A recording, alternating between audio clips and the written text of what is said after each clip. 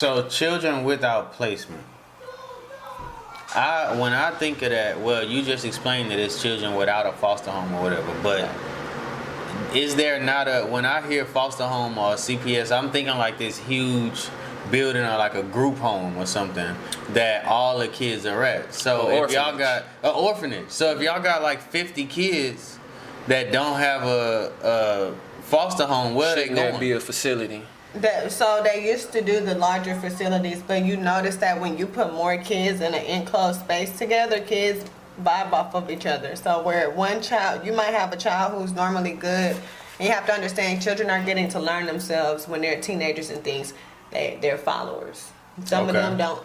Some people have a strong personality, the other they're still trying to figure themselves out. So when you put 10 teenagers in one big room together, that can be easily influenced, that can be easily irritated because of their situation. You have kids coming in and out. If it's a child that's new to CWAP, it's dope that they put that kind of thought into it. Yeah, well, it sounded like it might have been a trial and error type of thing. Yeah, so they had these places in place, and they noticed that large amounts of kids with these backgrounds, they weren't able to control their behavior. That the personalities would clash because you have to, like let's say you're a clean freak and he dirty all the time. It could be a trigger for you. Like, and let's say you came from a background where you were probably removed from a home because of the environment. It might have been like a dirty environment or something. So you don't like, that's a trigger for you when you see someone could traumatize like a kid. Well, it could trigger them to have an emotional response. Right. And they're learning themselves. Sometimes they can't control that, so it's better to keep them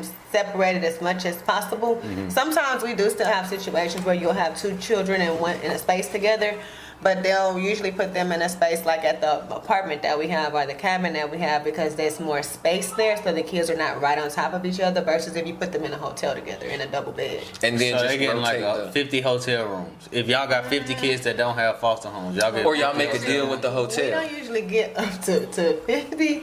But I say that because you hear the stigma that it's so many kids that don't have homes and don't have places to go. So if we don't have the group homes, then that's why I'm thinking where they go. Well, they have like emergency shelters. They have different things that they can play through, like they can kind of filter through before we get to the point where they're having to stay in CWAP. And so the goal is when they do go to CWAP, you don't want them to really spend too much time there. That's really supposed to be kind of like a pit stop till we get them to where they're going to be, so that we don't want them to get used to staying in a hotel because that's not really a natural environment for a child to be raised in. Right. They have behavioral levels, so sometimes when their behavioral level is above like moderate, it could be harder to find somewhere to place them based on their history and how old they are. And how old their age plays a big factor. The less likely, and then also the longer they've kind of been in the system, sometimes if they've had like a lot of outbursts or they've been hospitalized a few times or they're on different, sometimes the foster parents, it's a bigger risk for them, so they might not want to take those children. Yeah, that makes sense. That make a lot of sense. I would adopt if I couldn't have any more kids naturally. Right. Want any more, I would adopt. But you got to be honest. You would want somebody. You would want a younger one. Yeah. That's what I was about to say. I think most people think like that too, which probably is part of the problem. Yes. And then if you're a kid that's coming from multiple different houses, or let's just say multiple different families didn't work, by the time you get to me, you got the same outlook on me that you had from the past three, as if shit not gonna work either. Not to mention the separation anxiety. Yeah. And then the separation anxiety that come with living somewhere for a short period of time and learning that you can't get comfortable because you likely gonna move again. Think about this. Beyond all of that, the initial trauma that caused them to end up in CPS's care in the first place. Right. That in itself is something that a 14-year-old who grew up with, in a home, healthier home, they're not running it. That mentally, they're not running into the same obstacles as a child that's been through trauma. I tell you now that I would adopt kids that age, but that's because some of the kids I've spent time with, and you really get to know them besides what the paper says about them. But that's because that's only because though I've had the time to meet them and spend time with them to say I feel like they would have a chance. See, on the other side of that for me, my bad, but on the other side of that for me, that's how I would see it for the kid. But for me, on the other side of it, it's for like for instance, I have 2 smaller kids. Exactly. I don't know how comfortable I would feel bringing a 15-year-old around because my you 2 don't smaller get that kids. time to spend time with them before you bring them into To your know home. what they So are I exactly definitely is get your that's what I'm saying. Experiences, what they've been exposed to. Because that's important. The amount of time that you get to spend with these kids while they're in the system, right? Mm-hmm. The parents that adopt these kids, how much time do they get to spend with the kids before they adopt them? Sometimes we do what they call the placement visit. It's usually only a weekend.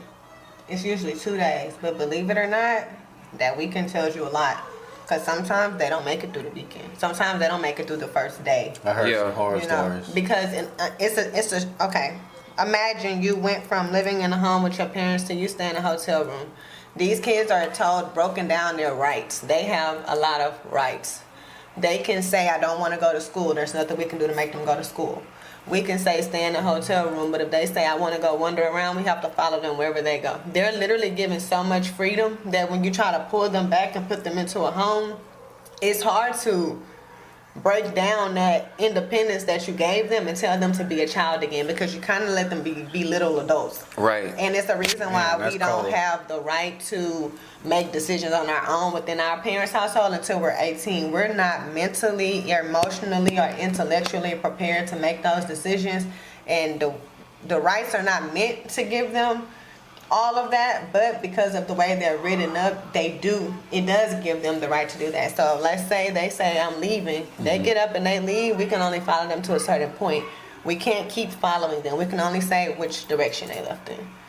Things like that. It makes it harder to establish authority. So then when you try to put them in a home with a mom and a dad With some authority. with an authority figure, they don't respect it as much because they haven't had to. The state does the best that they can, and the children are still children. Their brains are developing. It's a lot of change for them. I got another one.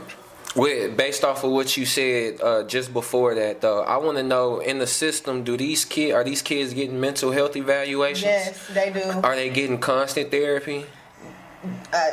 In your opinion, are they getting as much as they need? The caseworker can set up these appointments for them. They can set up these therapy sessions. But if they say, I don't want to do it, it's nothing we can do to force them to accept the help. Right. So we can have a medication review. But if they say, I don't want to do the medication review, there's nothing you can do to force them to do the review. But I can say the caseworkers do their due diligence, because they have to. They have to do that due diligence to set up those appointments for them. But they do have the right to say, I'm not going to do it. And at that point, there's nothing you can do to force it. Right. Tell me this, because you're somebody on the inside, so you get to see exactly. The only thing we see is when the shit goes south. Right. We see when the judge then gave the kid back to a bad family and something tragic happens and it's on the news. That's all we see. Mm-hmm. You see the inner workings of it. So with you being able to see the inner workings of it, knowing how much work you have to put into the kids that you deal with, do you think that the system is set up for success per se, or do you feel like the way that it's set up right now is beneficial for the youth that's coming up through it?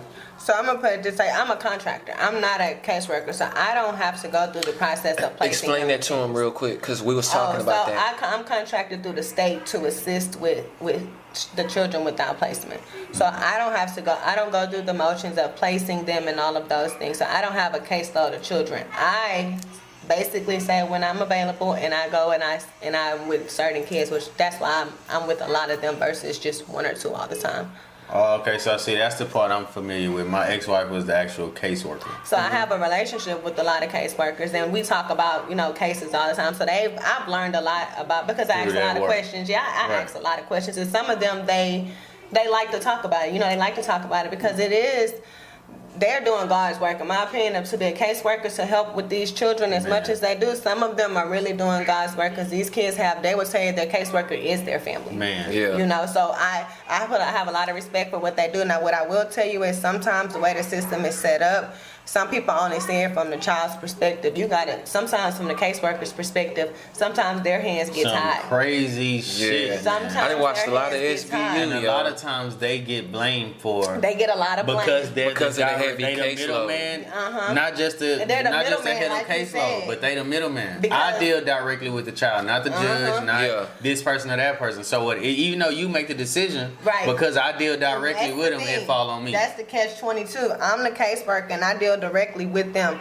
I'm not. The caseworker deals directly with the child, but what people don't realize is that caseworker can't just say, "This is what I'm going to do." She and this only is making recommendations. No, she only making recommendations. Someone else has to give the okay. Someone else has to do the other part of it. So it's like the caseworker is the face of it. So they even when they do their work, that with a heavy caseload, you saying it has to go through the process of being approved I by can only somebody tell else. you this kid is bad as hell, and I think they need a mental evaluation, or I don't think they should go back with the family because I did a visit and so and so. That's all the power I got. But if the judge says, "Well, no, I'm going to court order this," the caseworker has no choice but to do what the court ordered. I like the question that he asked. Let me piggyback off of that because on the flip side, I want to know with you working with the system, right?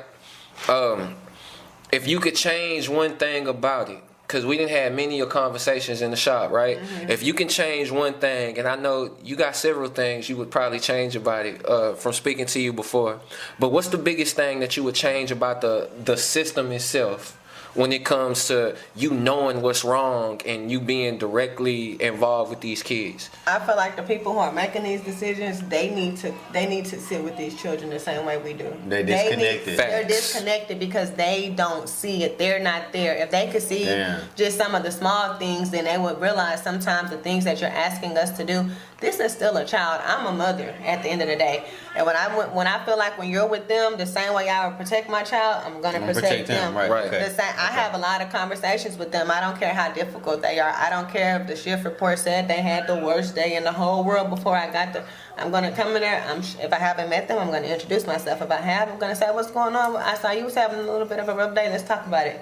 Right. And the thing is, like, people get hung up on, I don't want them cursing and things. Look, cursing is a form of expression. I tell them all the time, I don't really care how you express yourself. Just don't curse at someone. Don't disrespect someone. Badass, disrespectful kid. But in that But you would have to understand it if that kid has no in that sense. Yeah. And like I said, like with everything they go through, they're like little grown people. So yeah, you can say, "Hey, I don't want you cursing him." If it was my child, yeah, he ain't cursing. He ain't gonna curse to me. Yeah, right. But a child who could get up and walk out if they feel like it, Why wouldn't they curse?